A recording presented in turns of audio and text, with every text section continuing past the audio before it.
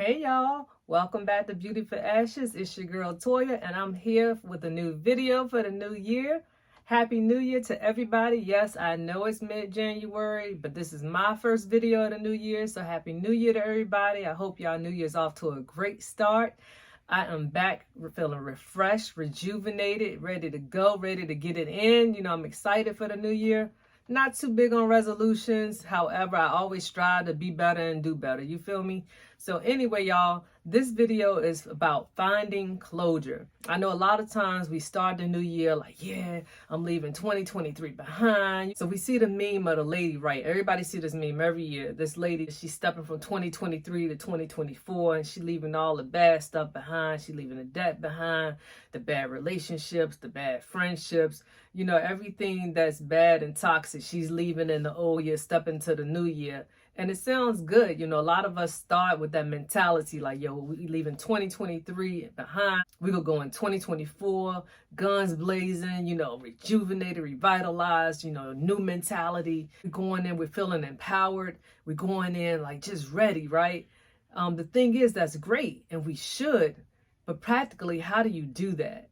How do you turn those words into actions? Like, how do you leave those things behind and truly embrace the new year and truly do things different? One of the biggest things that I know personally I had an issue with is closure, just trying to understand certain things, just trying to move forward from certain things, certain relationships. And I've just always been big on closure. I had to understand the whys and the hows and the whats. If not, it's very difficult to let stuff go. So I'm like, man, like what is some practical ways that we can really, close the door on some of the past things that have hindered us or that's just kind of keeping us from moving forward, right? So one thing that I came up with, and it's really been helping me to move forward, for one, just, accept that relationship, that friendship, that job, your previous church, whatever it is, just accept that part of your life is over.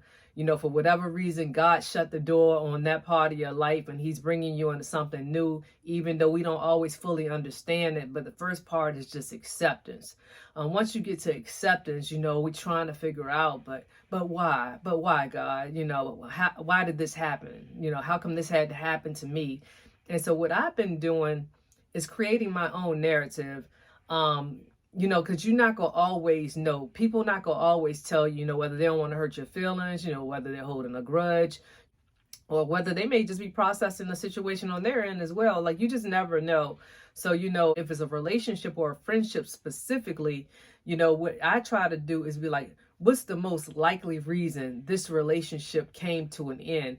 And then I will be like, okay, well, I know that A happened. I know that B happened. And, maybe C was the last straw, so I would just gather the information and the facts that I do have about what happened in that situation, and I will come up with the best scenario possible to fit what happened. So anyway, whatever it is that you're going through that's specific to you, just think about, the last time that you were in contact with said person, or, think about how things went.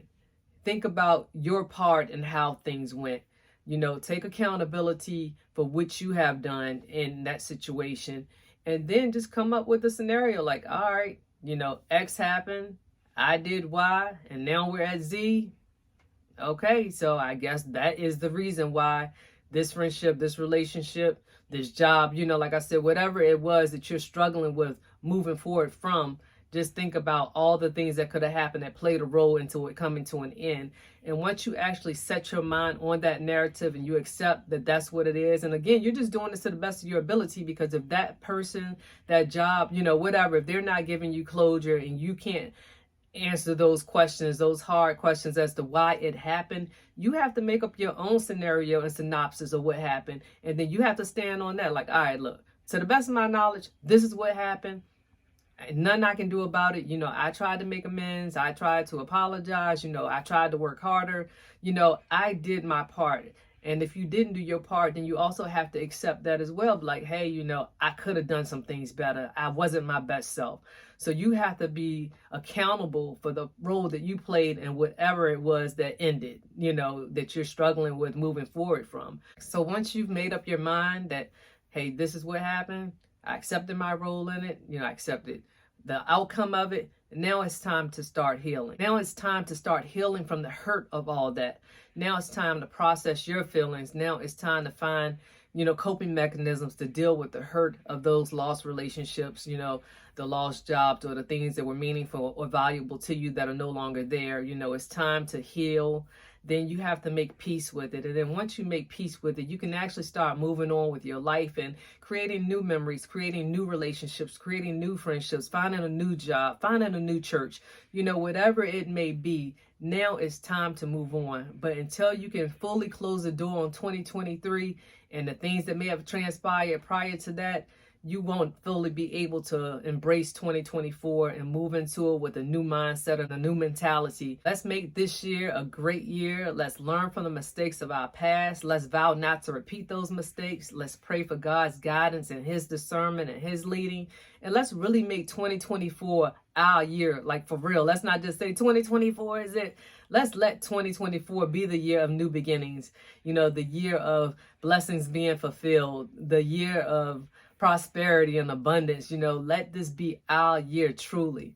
All right, guys, I will be back with another video for you all. If you have any idea or topics of what you like to hear, or what you want me to discuss, just let me know. I'm on TikTok, I'm on Instagram, I do the shorts on YouTube. So, you can follow me, subscribe to my channel if you haven't already, like my videos, share my videos, and I will be back with another video for y'all.